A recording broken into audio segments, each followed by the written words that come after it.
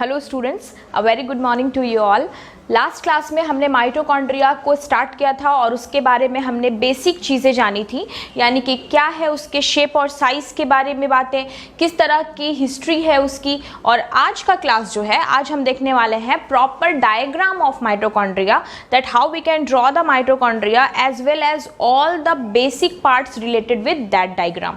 यानी कि हम आज सारे डायग्राम्स को देखेंगे और ये भी देखेंगे कि माइटोकॉन्ड्रिया में कितने सारे पार्ट्स हैं और इसका क्या काम होता है। ठीक है, तो चलिए आज की अपनी टॉपिक स्टार्ट करते हैं। Today we are going to start with the second part of mitochondria, that is structure of mitochondria. Structure of mitochondria.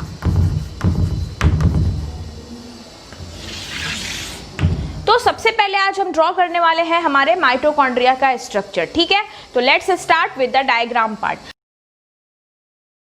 तो सबसे पहले हम ड्रॉ करेंगे हमारे माइटोकॉन्ड्रिया का एक सबसे सिंपल और सबसे organized way of diagram. Now this is the structure and here we have to make the compartments. यहाँ पर हम एक कंपार्टमेंट्स बना लेते हैं। This is the compartmental zone. क्यों ये कंपार्टमेंट की गई है, you will see later on. Now inside this we have to draw a projection.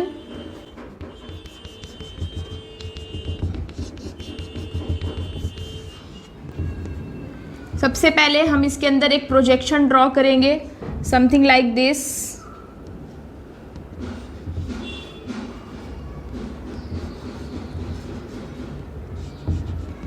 These are the projections we need to draw here. It's a very easiest way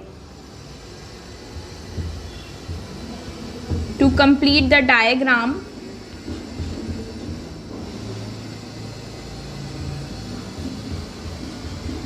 Here we can go for the compartmentalization.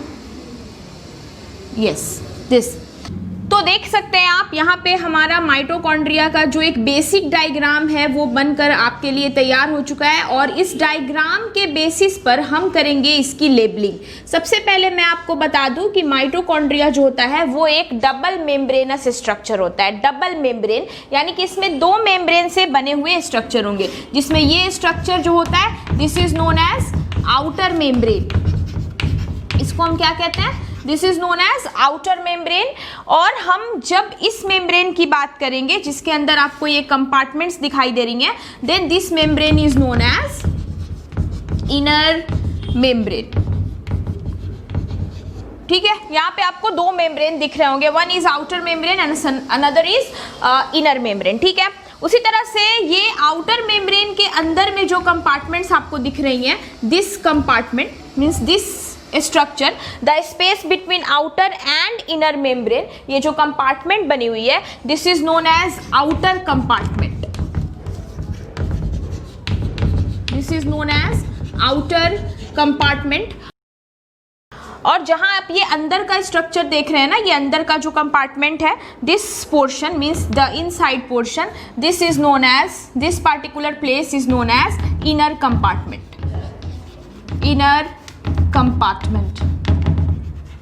ठीक है, तो अभी तक हमने चार basic structures देखे हैं। Number one, we are having outer membrane, inner membrane, and number second is outer compartment as well as inner compartment. ठीक है, अब हम देखते हैं इस स्ट्रक्चर को। This structure particularly, let me use another colour for your benefit. तो ये यहाँ पे ये जो आप ऐसा इनफोल्डिंग्स देख रहे हैं, अंदर की तरफ जो इनफोल्डिंग्स हुई है, these infoldings are known as Crysta.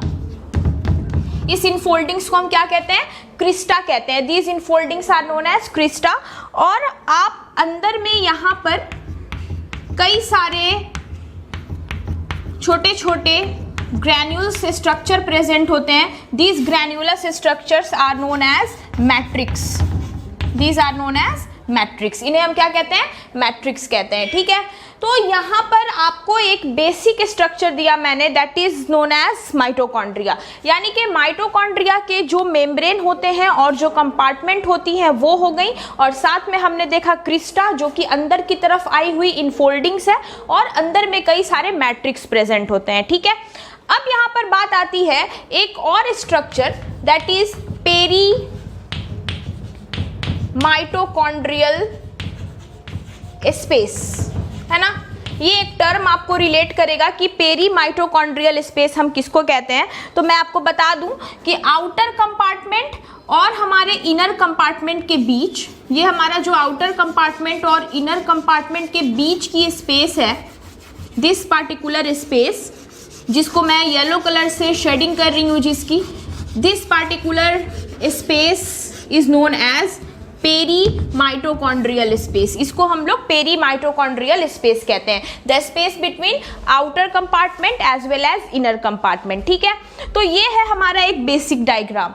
अब सवाल आता है कि क्रिस्टा, ये जो क्रिस्टा है इसकी इनफोल्डिंग्स क्यों है। तो मैं आपको बता दूं कि अगर एक पार्टिकुलर मैं क्रिस्टा की बात करूं, something like that, if we are having the crista, तो इस क्रिस्टा पर एक पार्टिकल, इस तरह के कई सारे पार्टिकल्स जो होते हैं वो प्रेजेंट होते हैं, यानी कि ये जो हमारी क्रिस्टा होती हैं उन पर इस तरह के कई सारे पार्टिकल्स जो होंगे वो प्रेजेंट होते हैं। फॉर एग्जाम्पल ये यहाँ पर एक क्रिस्टा है ना, तो इस तरह के कई सारे छोटे छोटे डक्ट्स या ट्यूब लाइक स्ट्रक्चर जो है वो आपको वहाँ पर देखने के लिए मिलेंगे, है ना।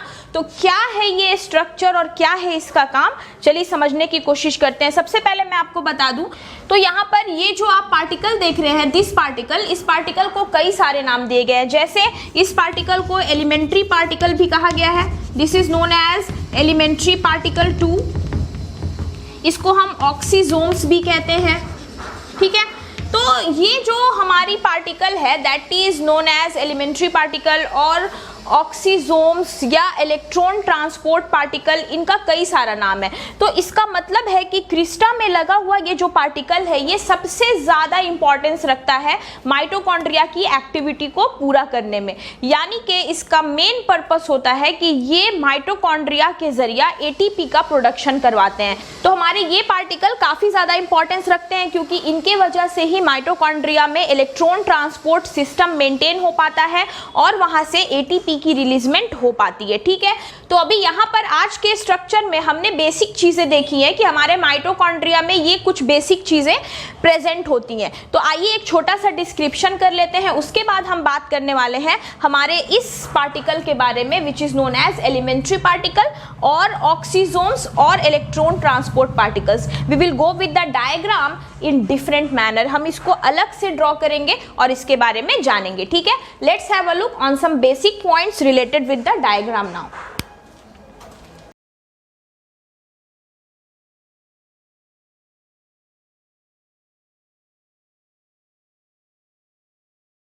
Now we are having the basic description। जो भी हमने डायग्राम में देखा उसको मैंने आपके लिए पॉइंट्स में लिख दिया है, ठीक है, ताकि आप अपना नोट्स प्रॉपरली खुद से रेडी कर सकें, है ना।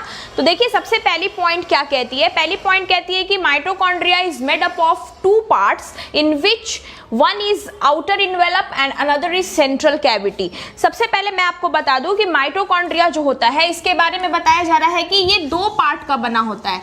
एक जो इसके बाहर का इन्वेलप होता है, यानी कि बाहरी इन्वेलप होता है, दूसरी इसकी सेंट्रल कैविटी होती है, यानी कि अंदर की खाली जगह होती है, ठीक है।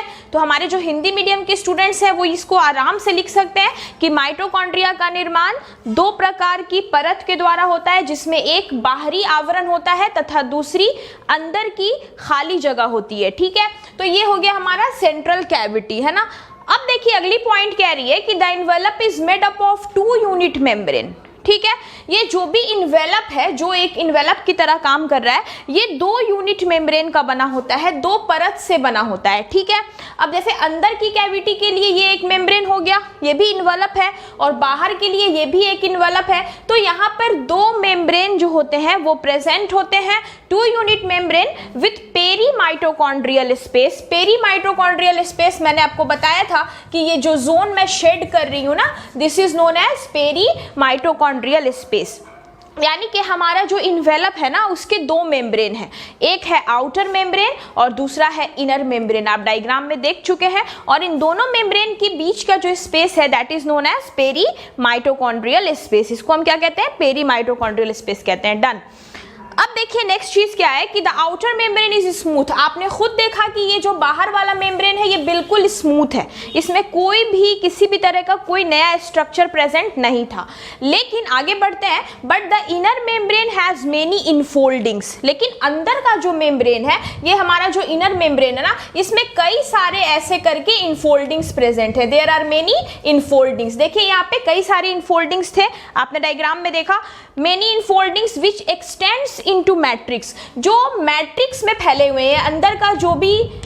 अंदर में जो भी मैट्रिक्स जो प्रेजेंट थी ये यहाँ तक फैले होते हैं। ये मैट्रिक्स को पूरी तरह से क्या करते हैं? घेरे रहते हैं, है ना। तो हमारा थर्ड लाइन क्या कह रहा है कि हमारे बाहर का जो मेम्ब्रेन है हमारे माइटोकॉन्ड्रिया का वो स्मूथ है, बिल्कुल मुलायम है, बिल्कुल चिकना सरफेस है। लेकिन जो अंदर की मेम्ब्रेन है ना उसमें कई सारे अंदर खींचे हुए रचनाएं हैं, इनफोल्डिंग्स अंदर की तरफ खींची हुई रचनाएं हैं जो मैट्रिक्स तक फैली होती हैं। यानी कि अंदर का जो मैट्रिक्स है ना ये इसको पूरी तरह से कैप्चर की हुई होती हैं। And this infoldings are known as crista. और हम इस इनफोल्डिंग्स को क्या कहते हैं? क्रिस्टा कहते हैं। ठीक है, तो हम अगली लाइनिंग देखते हैं कि आखिर इस क्रिस्टा की क्या इंपॉर्टेंस है, क्यों बना ये क्रिस्टा। तो मैं आपको बता दूं कि Crysta provide an increase surface area with in the mitochondria for enzymatic activity. यानी कि ये जो क्रिस्टा है ना ये अंदर के सरफेस एरिया को बढ़ा रहा है। जाहिर सी बात है कि अंदर में ऐसे ऐसे इनफोल्डिंग्स बनने से अंदर की सरफेस एरिया जो होगी वो ज़्यादा बढ़ जाएगी और वहाँ पर ज़्यादा से ज़्यादा एंजाइमेटिक एक्टिविटी हो सके। हम सबको पता है कि माइटोकॉन्ड्रिया हमारा पावर हाउस है जो हमारे लिए एनर्जी फॉर्म करता है, एटीपी बनाता है, और इसके लिए ज़्यादा से ज़्यादा एंजाइम्स की ज़रूरत पड़ेगी ताकि हमारा ये काम ज़्यादा से ज़्यादा हो सके।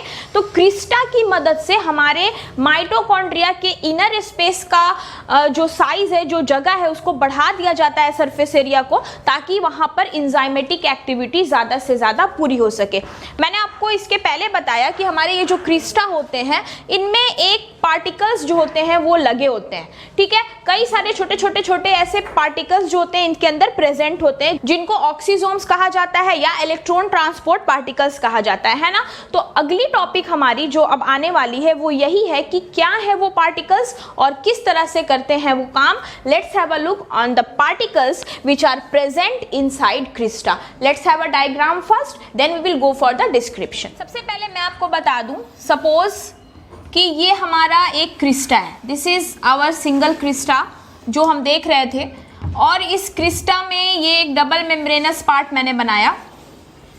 This is our crista, suppose that, और इस क्रिस्टा में हमारे ये जो पार्टिकल्स हैं वो कुछ इस तरह से इनबिल्ड है। The particles are inbuilt like this, ये ऐसे इसके अंदर प्रेजेंट होते हैं।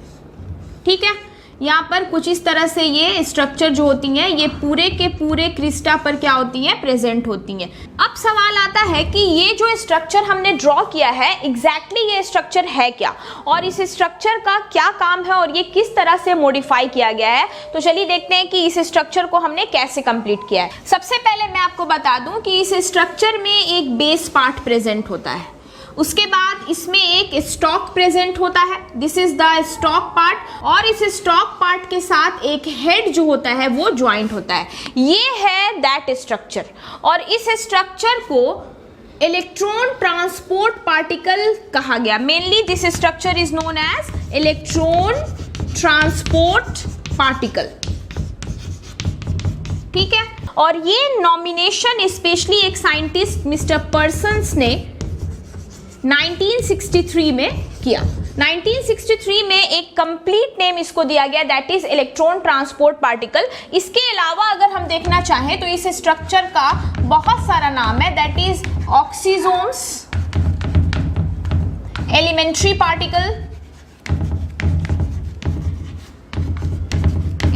Particle, that can be also known as sub unit, इसको सब यूनिट भी कहा जाता है, सब यूनिट ऑफ क्रिस्टा। तो ये जो स्ट्रक्चर है जो कि हमारा ये सामने दिख रहा है, this is the main structure that is electron transport particle, जिसमें मैंने आपको बताया this part is known as base ठीक है, इस पार्ट को हम बेस कहेंगे। This part is known as stalk and this particular part is known as head part. ठीक है, इसको हम क्या कहते हैं? हेड पार्ट कहते हैं। यानी कि इसमें 3 कंपोजिशन शामिल है, that is head, stock and base. 3 structure जो है वो हमारे एक इलेक्ट्रॉन ट्रांसपोर्ट पार्टिकल्स में प्रेजेंट होती है। सबसे पहले हम हेड पार्ट की बात करते हैं। हमारा ये जो हेड पार्ट होता है, इसकी जो डायमीटर होती है, that can be asked for your competitive examination, that can B 100 angstrom. इसकी जो डायमीटर है वो एन एवरेज 100 एंगस्ट्रॉम की होती है और इस पार्ट को हम लोग F1 सब यूनिट कहते हैं। This is known as F1 sub unit part. ये जो हेड पार्ट है, that part is particularly known as F1 sub unit part. आप देख रहे हैं यहाँ पे कि ये जो हेड पार्ट है वो स्टॉक से होते हुए बेस से जुड़ा हुआ है ना, यानी कि स्टॉक पार्ट से होते हुए इसकी कॉम्बिनेशन बेस तक है, यानी कि ये जो है एक साथ प्रेजेंट है। तो ये जो कंप्लीट एक लेंथ बताई जाती है, that is 35 angstrom to 50 angstrom, यानी कि F1। और ये जो बेस पार्ट होता है, this is known as F0 सब यूनिट। इसे हम F0 सब यूनिट कहते हैं। तो F1 sub unit and F0 सब यूनिट, ये दोनों सब यूनिट की जो कॉम्बिनेशन होती है, that combination is very much important for the preparation of ATPase enzyme. यानी कि ATPase जो एंजाइम होती है जिसके मदद से ATP आसानी से फॉर्म हो जाती है, उसके लिए F1 F0 कॉम्बिनेशन जो होता है सब यूनिट का, ये बहुत ज़्यादा इंपॉर्टेंस रखता है। तो यानी कि हमारे F1 सब यूनिट से लेकर F0 सब यूनिट तक का ये जो स्ट्रक्चर है, that is known as electron transport particle, ये हमारे ATPase के लिए काफी ज्यादा इंपॉर्टेंट है। तो हम यहाँ पर क्या देखते हैं? हम यहाँ पर ये देखते हैं कि हमारा ये जो F1 F0 कॉम्बिनेशन है, इस कॉम्बिनेशन की मदद से हमें ATPase के फॉर्मेशन में आसानी होती है। ATPase और either we can call it, आप इस चीज को ATP सिंथेटेज भी लिख सकते हैं। सिंथेटेज, ATP सिंथेटेज के फॉर्मेशन के लिए F1 F0 कॉम्बिनेशन बहुत ही ज़्यादा मायने रखता है और यही है वो पार्टिकल जो हमें ATP सिंथेटेज बना के देता है। और ATP सिंथेटेज ऐसी एंजाइम है जिसके मदद से we can complete the process of oxidative phosphorylation. तो ऑक्सीडेटिव फॉस्फोराइलेशन कंप्लीट प्रोसेस को पूरा करने के लिए हमें F1 F0 कॉम्बिनेशन यानी कि इलेक्ट्रॉन ट्रांसपोर्ट पार्टिकल की सबसे ज़्यादा ज़रूरत होती है। अब आप यहाँ पे देख सकते हैं कि मेन जो प्रोसेस है ऑक्सीडेटिव फॉस्फोराइलेशन, यानी कि एंजाइम्स के जरिया ATP का फॉर्म होना, ताकि हम ऑक्सीजन का इस्तेमाल करके ATP ज़्यादा से ज़्यादा प्रोड्यूस कर सके, उसके लिए हमें चाहिए था ये इलेक्ट्रॉन ट्रांसपोर्ट पार्टिकल। और ये इलेक्ट्रॉन ट्रांसपोर्ट पार्टिकल जो है ये कई होते हैं, न्यूमरस होते हैं, जो हमारे क्रिस्टा के साथ अटैच्ड होते हैं। इसीलिए क्रिस्टा जो है वो माइटोकॉन्ड्रिया का एक मेजर पार्ट है जो अंदर के सरफेस एरिया को एंजाइम एक्टिविटी के लिए बहुत ही ज़्यादा स्ट्रॉन्ग करता है और काफ़ी ज़्यादा स्पेस बना देता है ताकि हम ज़्यादा से ज़्यादा एंजाइम का प्रोडक्शन ईजिली करवा सकें। तो आप सोच रहे होंगे कि अगर एक माइटोकॉन्ड्रिया की बात की जाए तो एक माइटोकॉन्ड्रिया के अंदर ऐसे कितने सारे सब यूनिट्स या इलेक्ट्रॉन ट्रांसपोर्ट पार्टिकल्स प्रेजेंट होंगे। तो मैं आपको बता दूं कि ईच माइटोकॉन्ड्रिया यानी कि एक माइटोकॉन्ड्रिया जो हमारा होता है, इस एक माइटोकॉन्ड्रिया के अंदर 10 to the power 4 और 10 to the power 5 सब यूनिट्स प्रेजेंट होती हैं। यानी कि ये जो हमारे ये स्ट्रक्चर्स हैं, these are also known as sub units. तो एक माइटोकॉन्ड्रिया जो हमारा होता है कंप्लीट, उसमें 10 to the power 4 और 10 to the power 5 सब यूनिट्स जो होते हैं वो प्रेजेंट होते हैं। और आपको पता है इन सब के बीच की डिस्टेंस फिक्स होती है, इन सब के बीच में एक डिस्टेंस रखी जाती है, that can be maximum lead to 100 angstrom. यानी कि हमारे ये जो सब यूनिट्स हैं इनके बीच में 100 एंगस्ट्रॉम की दूरी रहती है। एवरेज 100 एंगस्ट्रॉम की जो डिस्टेंस होती है वो इनमें प्रेजेंट होती है, यानी कि इन दोनों के बीच में 100 एंगस्ट्रॉम का डिस्टेंस होता है और इनका जो नंबर होता है ना वो 10⁴ और 10⁵ सब units consisting in each mitochondria होता है। तो आज के क्लास में हमने ये देखा कि माइटोकॉन्ड्रिया की स्ट्रक्चर कैसी होती है और माइटोकॉन्ड्रिया में कौन कौन से पार्ट हैं और सबका इंपॉर्टेंस हमने देखा। हमने ये भी देखा कि F1 F0 सब यूनिट्स मिलकर क्या काम करते हैं। ठीक है, तो आगे की वीडियो हो जाएगी आपके लिए बहुत आसान, क्योंकि बेसिक आपको बता दिया गया है और हम आगे की वीडियोस में देखेंगे कि कैसे हमारे F1 F0 सब यूनिट्स मिलकर ऑक्सीजन का इस्तेमाल करते हैं और हमारे लिए बनाते हैं ATP। That will be very much interesting for you. Till then, please take care. See you with the next video.